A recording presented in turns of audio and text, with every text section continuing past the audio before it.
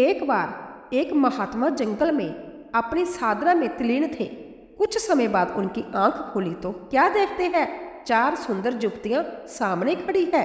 महात्मा जी ने उन युवतियों से कहा कि तुम लोग कौन हो और इस बियावन जंगल में क्यों खड़ी हो और कहाँ रहती हो।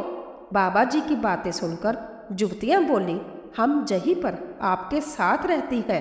बाबा जी बोले, मैंने तो आज ही तुमको देखा है और अनेकों वर्षों से मैं जहाँ साधना रत हूँ, इस दरमियान कोई भी मनुष्य, स्त्री या पुरुष मुझे नजर नहीं आए। मुझे खोलकर साफ साफ बताओ, तुम कौन हो और मेरे पास कहाँ रहती हो। उनमें से एक बोली, बाबा मैं बुद्धि हूँ और मेरा निवास मस्तिष्क में है, मैं वहीं रहती हूँ।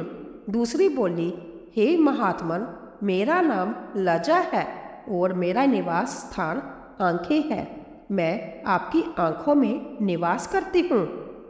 अब तीसरी भी बोल पड़ी, हे साधु, मेरा नाम दया है, मैं हृदय में निवास करती हूँ, अर्थात मैं आपके हृदय में वास करती हूँ। अब चौथी का नंबर था। वह भी बोली, हे महात्मन, मेरा नाम शक्ति है और मैं सर्वांग शरीर में निवास करती हूँ, अर्थात मैं आपके सारे शरीर में समाई हुई हूँ। उन 4 युवतियों की बातें सुनकर वह संत महात्मा बोले, हाँ देवियों, आपका निवास मेरे इस शरीर में है, लेकिन मैं यह शरीर नहीं हूँ। और ऐसा कहकर फिर वह साधना में लीन हो गई।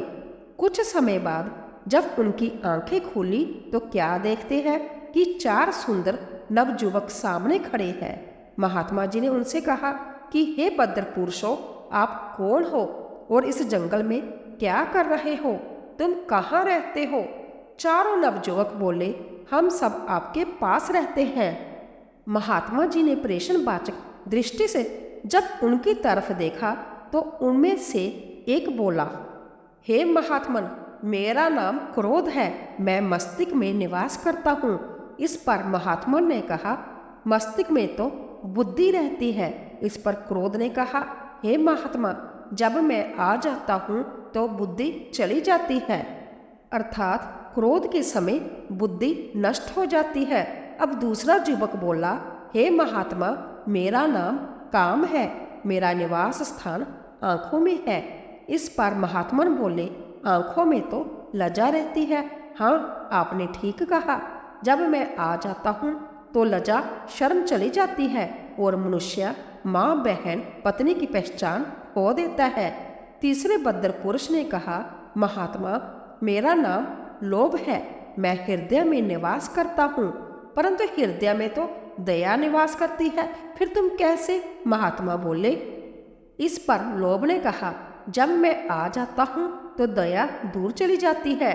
अब चौथे की बारी थी। उसने कहा, मेरा नाम मोह है, मैं संपूर्ण शरीर में निवास करता हूँ, परंतु शक्ति के सामने तुम कैसे ठहरते हो।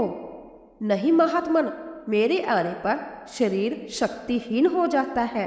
महात्मा जी ने कहा, तुम सब ने ठीक कहा, तुम सब मेरे शरीर में ही वास करते हो, परंतु मैं यह शरीर नहीं हूँ, मैं इन सब से परे अलग हूँ। ऐसा कहकर पुण्य अपनी साधना में तल्लीन हो गई।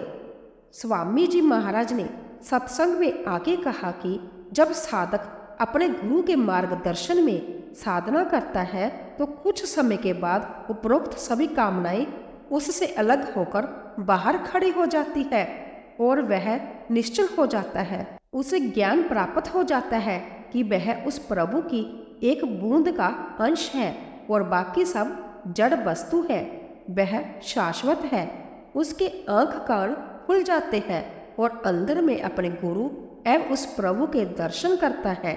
तभी तो कहा है, गुरु गोविंद दो खड़े काके लागू पाए, बलिहारी गुरु आपकी गोविंद दियो बताए।